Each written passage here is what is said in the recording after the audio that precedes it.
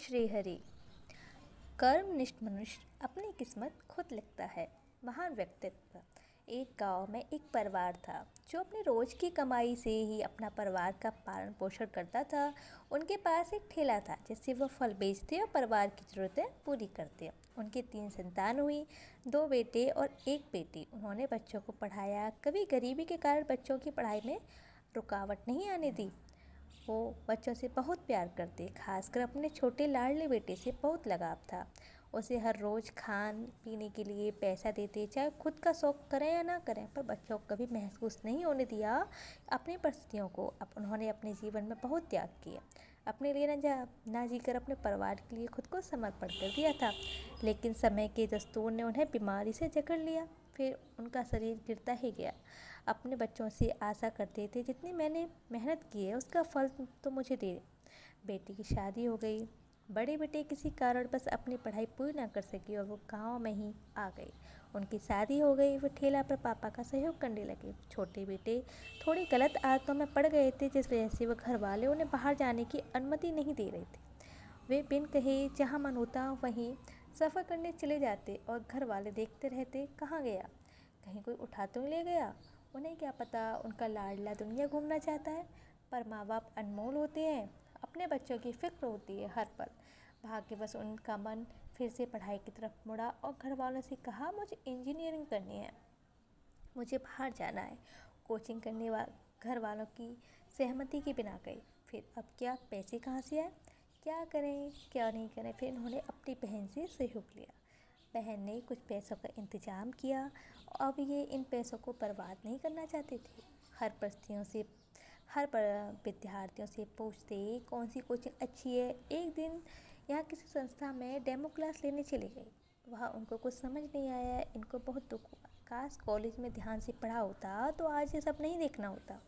अब इनके अंदर जुनून था, अब करना है इस बार या उस बार। अब इन्हें पढ़ने में रुचि आने लगी।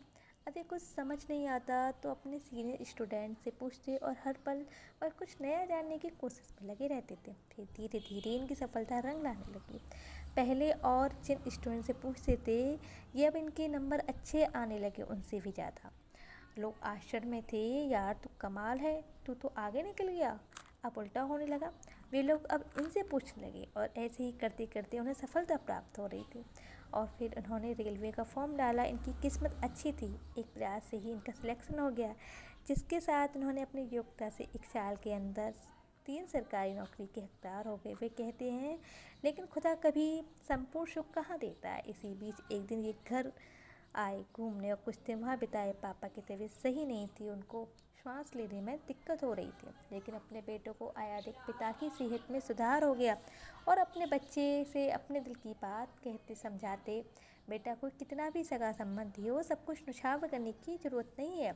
अपनी ज़िंदगी बनाते कोई सहानुभूति नहीं देता, कितना भी तुम कर लो किसी के लिए बेटा। और बातें करते करते रो जाते और ये अपने पिता के आंसू पहुँचते और समझाते, पापा आप चिंता क्यों करते हो। तो पापा कंधे पर हाथ रखकर बोले, मुझे गर्व है तुझ पर, मेरी ज़िंदगी की मेहनत का फल तूने मुझे दिया। इनके पिता को भजन सुनने का बहुत शौक़ था, तो ये आते वक्त अपने पिता को एक फ़ोन देकर आए जिसकी चिप में बहुत भजन थे। उनके पिता ने पहले तो इनको डांटा, क्यों फालतू खर्चा करता है, पैसे बहुत काम आएंगे। फिर जब भजन सुने तो बहुत खुश हुए। अब वक्त आ गया इन्हें वापस अपने ट्रेनिंग पर जाने का और अपने परिवार से विदा ले आने का। अपने रूम पर पहुंच गए। घर से फ़ोन आता हर रोज़, खासकर पिता का, बेटा उठ के आ, खाना खा लिया। जब पेपर का वक्त होता तो इनसे ज़्यादा इनके पिता को चिंता होती। सुबह कॉल करके उठाते, बेटा उठ जा, पेपर कितने बजे से है। पापा पेपर हॉल पहुँचते कॉल आती, बेटा पहुँच गया। पेपर हॉल देर निकलने के बाद कॉल आती, बेटा पेपर आखिर कैसा हुआ। पिता तो पिता ही होते हैं, इनकी जगह दुनिया में कोई नहीं ले सकता, ये खुदा भी नहीं। फिर एक सुबह ऐसी आई कि पापा की कॉल नहीं आई। उन्होंने भी इतना ध्यान नहीं दिया, सोचा किसी काम में लगे होंगे, बाद में करता हूँ। लेकिन कुछ देर बाद कॉल आती है, तुम जैसे भी हो, जिस हालत में हो आ जाओ, पापा की तबीयत बहुत ख़राब है, हॉस्पिटल में एडमिट हैं। इनकी घबराहट बढ़ जाती है और अपने दोस्त को सब बात बता कर ये निकल जाते हैं। पहुँचते पहुँचते रास्ते में कॉल आती है, शमशान घाट आना। इनके दिल को बहुत भारी धक्का लगता है, पूरी तरह से बिखर जाते हैं। और जब तक ये पहुँचते हैं तब तक सब कुछ हो चुका होता है। इनको अपने पिता का आखिरी बार मुंह देखना भी नसीब नहीं हुआ और ये पूरी तरह टूट जाते हैं, लेकिन अपने पिता के आदर्शों को अपनाते हुए खुद को मजबूत बनाने की कोशिश करते हैं और पिता के बाद परिवार के ढाल बनते हैं। अपने माँ बहन भाई को हिम्मत देते हैं। इस दर्द से उभरने का इनके पास वक्त बहुत कम था।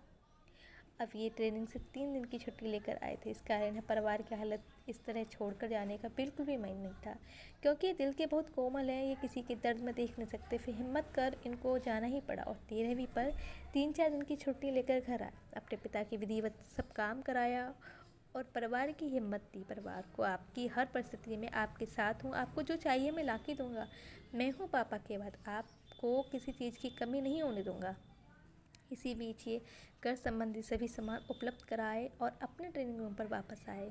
अब इनका रिजल्ट आता है तो अच्छे खासे नंबर आते हैं और रूम में सभी के सामने इनकी प्रशंसा होती है और सभी तालियों से इनका मान बढ़ाते हैं, प्रोत्साहित करते हैं। विपरीत परिस्थितियों में भी खुद को संभाले रखना हर किसी के बस की बात नहीं।